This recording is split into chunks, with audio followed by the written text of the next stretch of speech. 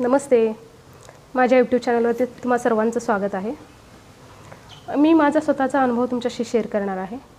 कसं आम्ही पुण्याच्या ठिकाणी राहूनसुद्धा म्हणजे शहरात राहूनसुद्धा आम्ही खेड्यातल्या वातावरणाचा आनंद घेत आहोत. गेली 2-3 महिने खूप छान गेलेले आहेत आमचे या वातावरणात. थोडासा माझा अनुभव तुमच्याशी शेअर करणार आहे मी. त्यापूर्वी मी तुम्हाला इथलं वातावरण दाखवते. एकदा नजर टाका तुम्ही वातावरणाकडे. बघा किती सुंदर वातावरण आहे इथलं.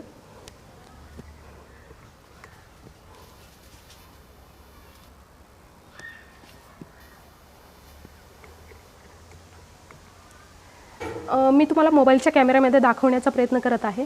ॲक्च्युली मोबाईलच्या कॅमेऱ्यामध्ये जेवढं प्रत्यक्ष बघता येतं तेवढी सुंदरता याच्यामध्ये नाही दिसत आहे.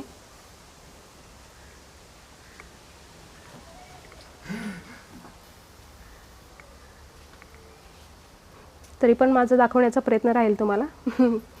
जितकं शक्य तितकं व्यवस्थित दाखवता येईल. बघा पाठीमागे हा किती उंच डोंगर आहे आणि इथे भरपूर झाडं आहेत.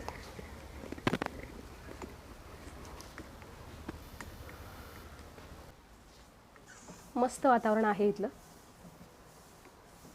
हा जो डोंगर दिसतोय ना तुम्हाला, त्या ठिकाणी वरती चौराई देवीचं मंदिर आहे. आम्ही परवाच गेलो होतो या ठिकाणी. नवरात्रीची सुरुवात झाली त्या पहिल्या दिवशी आम्ही इथे गेलो होतो देवीला. तर जवळपास आम्हाला 2.5 तास लागले वरती दर्शन घेऊन खाली येण्यासाठी. वरती जाण्यासाठी साधारणतः 1 तास लागला आम्हाला आणि तिथे आरती चालू असल्यामुळे तिथे अर्धा तास गेला आमचा आणि उतरायला 1 तास. म्हणजे खूप उंच डोंगर आहे तो. इथून जेवढा छोटा दिसतोय तेवढा छोटा नाही येतो. झाडं खूप घनदाट जंगल आहे तिथे. सकाळी सकाळी इथे मोरांचा आवाज येतो. मोर ओरडत असतात सकाळी सकाळी. म्हणजे वातावरण थोडक्यात खूप छान वातावरण आहे इथलं. खूप प्रसन्न वाटतं इथे. बाबू काय करतो तू पिल्लू? आणि विशेष सांगायचं म्हणजे आम्ही जशी या ठिकाणी शिफ्ट झालेलो आहोत, गेल्या 2-3 महिन्यात माझ्या दोन्ही मुलांना काहीही आजार झालेला नाही आहे. इव्हन आम्हालासुद्धा नाही आहे. म्हणजे थोडंफार सर्दी वगैरे व्हायचं ते सुद्धा नाही झालेलं आहे इथे. इथलं वातावरण इतकं छान आहे.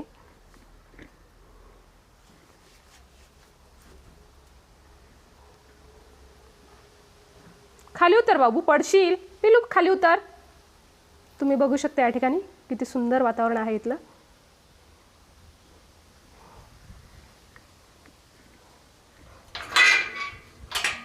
बाबू खाली उतर. पिलू खाली उतर.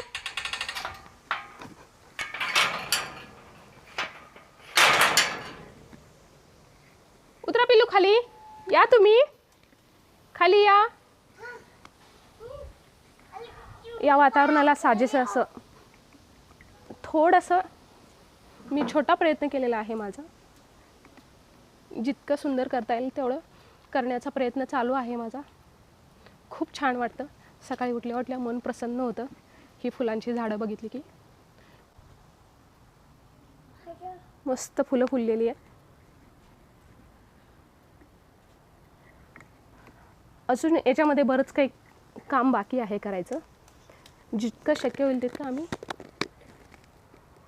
झाडं लावायचा प्रयत्न करतोय फुलांची. बघा ही फुलं किती सुंदर दिसत आहेत. या ठिकाणी बघा ही किती सुंदर फुललेली आहेत फुलं.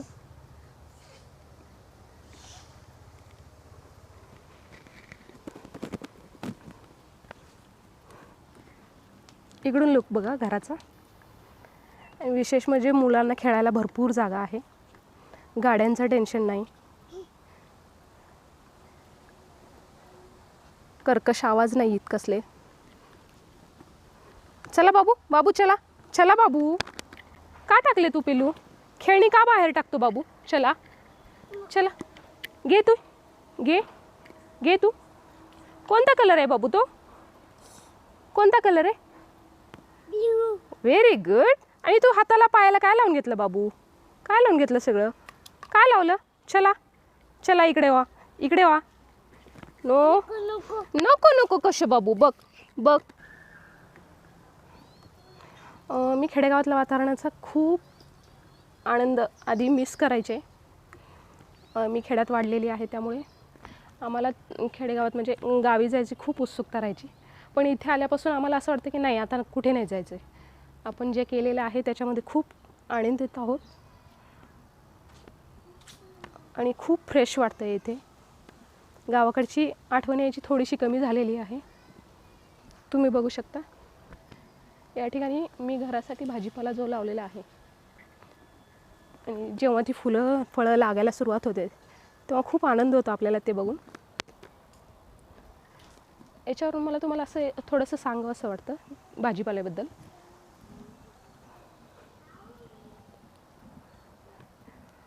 की आपण जी मार्केटमधून भाजी आणतो ती कितपत ऑर्गॅनिक असते, म्हणजे नाही का. प्रत्येक भाजीपाला वाढवण्यासाठी शेतकऱ्याला केमिकल्सचा वापर हा करावाच लागतो, कारण केमिकल्सच्या वापरशिवाय त्यांना मार्केटमध्ये भावसुद्धा मिळत नाही. त्यामुळं शेतकऱ्यांच्याकडे पर्यायसुद्धा नाही आहे. बिना केमिकल्सच्या भाज्या कसे करणार ना ते. बिना केमिकल्सचं करायचं म्हटलं की भाज्या किडतात, वाकडी तिकडी येतात, त्यामुळे त्यांना बाजारभाव मिळत नाही. त्यामुळे शेतकरी केमिकल्सचा वापर करतात. मग त्या केमिकल्सचा वापर कळत नकळत आपल्या शरीरावरती होतो. असं नाही की प्रत्येक ऑर्गन आपल्याला सांगेल की हां तुम्ही हे केमिकल्सचं खाल्ल्यामुळे तुमच्या शरीरावरती हा साईड इफेक्ट झालेला आहे. कधी ना कधी कळत नकळत आपल्या शरीरावरती हे सगळे परिणाम होत असतात. पण असं कोणी सांगू शकत नाही की तुम्हाला हे खाल्ल्यामुळं हे झालेलं आहे. त्यामुळं शक्यतो ज्यांच्याकडे आहे जागा, तुम्ही करू शकता घरापुरतं भाजीपाला, तर नक्कीच करावा. माझा हा प्रयत्न आहे की माझी कुटुंब ही माझी जबाबदारी आहे, नाही का. त्यांना जितकं हेल्दी ठेवता येईल तितकं मी माझ्या स्वतःकडून प्रयत्न करत असते. तर अजून भरपूर शिल्लक अशी जागा आहे, त्याच्यामध्ये प्रत्येक गोष्ट लावायचा माझा प्रयत्न आहे, जेणेकरून कंटिन्यू याच्यामधून मला भाजी मिळत राहील. 50% जरी आपण घरचा भाजीपाला, ऑर्गॅनिक भाजीपाला खाल्ला तरी बराच फरक पडणार आहे. तुम्ही बघू शकता या ठिकाणी सगळ्या प्रकारची भाजी लावलेली आहे मी. इथे आंबाडीची भाजी आहे, तुम्हाला खाली कांद्याची पात दिसत असेल, आत्ताशी उगवायला लागलेली आहे ती.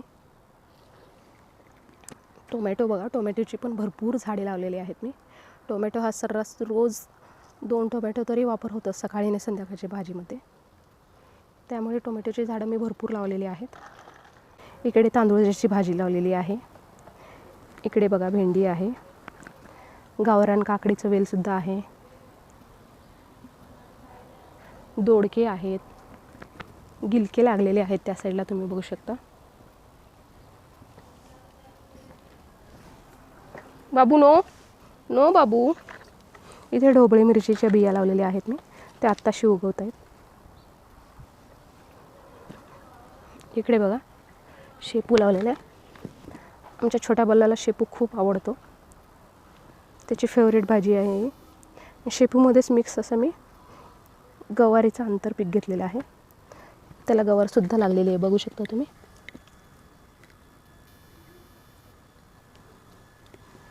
इथे बघा हे गवारचं झाड, याला भरपूर प्रमाणात गवार लागायला सुरुवात झालेली आहे. हा पालक, पूर्ण फॅमिलीसाठी भरपूर पालक निघतोय आता.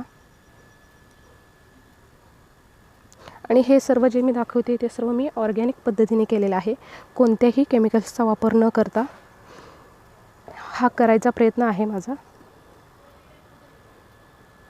इथे बघा भरपूर टोमॅटोची झाडंसुद्धा लावलेली आहेत. इकडे शेवग्याचं झाड मोठं होतं आहे. इकडे कारल्याचं झाड बघा, आणि इकडे आहे वांगी.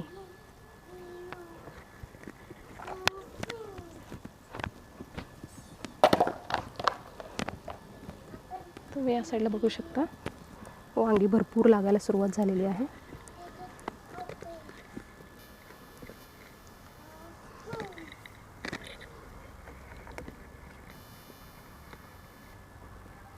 भरपूर अशी छोटी छोटी वांगी लागायला सुरुवात झालेली आहे आता. ऑलरेडी 2 वेळा मी भाजी केलेली आहे याची.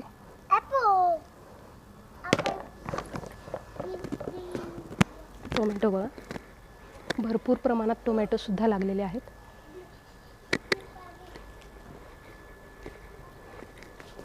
इथे कारली लागलेली आहेत.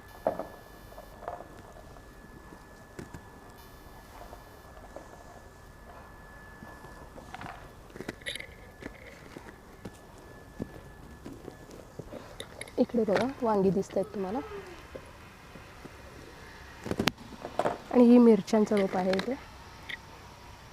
मिरच्यांची रोपं थोडीशी वाढवायचा प्रयत्न चालू आहे. छोटी छोटी आहेत, आत्ताशी लावलेली आहेत ती इकडे. इथे पुदिना आहे, घरापुरता पुदिना भरपूर निघतो या ठिकाणी. तो पसरत चाललेला आहे वेल त्याचा आता. इकडे बघा लिंबू, याला छोटे छोटे लिंबू लागलेले आहेत. हा आहे लाल भोपळ्याचं वेल आहे, हे पण आत्ताशी लावलेलं आहे मी. चला बाबू तुम्ही तिकडे, चला चला तिकडे चला. आता प्रत्येक भाजीपाला मार्केटमध्ये येईपर्यंत त्याच्यावरती किती केमिकल्सचा मारा केला जातो. आणि हे ह्या भाज्या आपण डायरेक्ट चिरून भाजीमध्ये वापरतो. म्हणजे थोडं धुतो आपण, धुत नाही असं नाही, पण कसं असतं ना, धुतल्याने वरचा केमिकलचा, त्याच्यावर तो केमिकलचा मारा झालेला असतो, तो पूर्णतः जाईलच असं नाही. आणि मार्केटमध्ये येऊन तो त्या भाज्या विकेपर्यंत त्याला फ्रेश राहण्यासाठी अजून काही केमिकलचा वापर करतात. त्यामुळे इतकं सारं केमिकल आपल्या शरीरात कळत नकळत जात असतं. तर ह्या माझ्या घरच्या गार्डनमधून साधारणतः 4-5 दिवस पूर्ण सकाळी आणि संध्याकाळी निघेल इतपत भाजी निघते आहे सध्या. एखादं 2 दिवस मी कडधान्य वापरते. थोडक्यात आत्ता 100% मी बाहेरचं बंद केलं आहे असं नाही, थोडंफार घ्यावं लागतं मला. काही कोथिंबीर म्हणा, कोथिंबीर मी पण लावलेली आहे, थोडी छोटी आहे ती. इथे बघू शकता कोथिंबीर छोटी आहे, अजून आत्ताशी उगवते ती. मध्यंतरी मी लावलेलं होतं, पण पावसाळा असल्यामुळे या ठिकाणी बराच प्रॉब्लेम आला मला भाजीपाल्यांची सुरुवात करण्यासाठी. तुम्ही बघू शकता साईडला एक प्लॉट आहे, तो रिकामा पडलेला असल्यामुळे त्या ठिकाणी खूप सारं गवत उठलेलं आहे. त्यामुळं मला भाजीपाला लावण्यासाठी खूप त्रास झाला, कारण सुरुवातीला कोणताच भाजीपाला येत नव्हता. मी अशा बिया टाकल्या की वरून आळ्या किडे खाऊन जायचे, ते उगूच द्यायचे नाहीत. हळूहळू जसं मातीचा पोत सुधारत गेला आणि मी हे ऑर्गॅनिक खत तयार केलेलं आहे या ठिकाणी, त्याचा वापर जेव्हा सुरुवात केला तेव्हा त्याच्यात सुधारणा झाली आणि हळूहळू भाजीपाला लागायला सुरुवात झालेला आहे. मला हा एवढं व्यवस्थित करण्यासाठी 2 ते 3 महिने मेहनत घेतलेली आहे मी याच्यावरती. आत्ता कुठं मी 1 महिना झालं, गेले 1 महिन्यापासून मी याच्यामधून भाजीपाला वापरते. शेपू वापरला, मेथी, बरंच मी भाजीपाला याच्यातून वापरलेला आहे. गावरान काकड्या, त्याचे व्हिडिओसुद्धा मी टाकलेले आहेत यूट्यूबला. कसं आहे ना, बाहेरच्या भाजीपाल्यासाठी मी शेतकऱ्यांना दोष देत नाही आहे. ते बिचारे तरी काय करतील ना, कारण त्यांच्याकडे ऑप्शनच नसतो, त्यांनासुद्धा त्यांची घरं चालवायची असतात. कसं होतं, त्यांनी बिना केमिकल्सचा फवारा करता जर भाज्या उगवायला सुरुवात केली तर त्या एकतर किडतील, नाहीतर पावसाचं वातावरण, ह्या सगळ्या वातावरणामुळे त्यांच्या पिकाचं नुकसान होतं.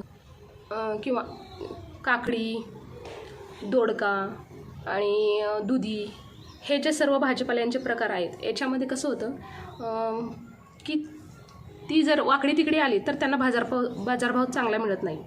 त्यांना एकदम सरळ व्यवस्थित अशी छानशी फ्रेश दिसणारी भाजीपाला असेल, त्यांना मार्केटमध्ये चांगला रेट मिळतो. त्यामुळे ते बिचारे शेतकरी तरी काय करणार ना, इच्छा नसतानासुद्धा त्यांना फवारणी करावी लागते. माझ्या घरीसुद्धा शेती आहे, मी त्याचा अनुभव घेतलेला आहे.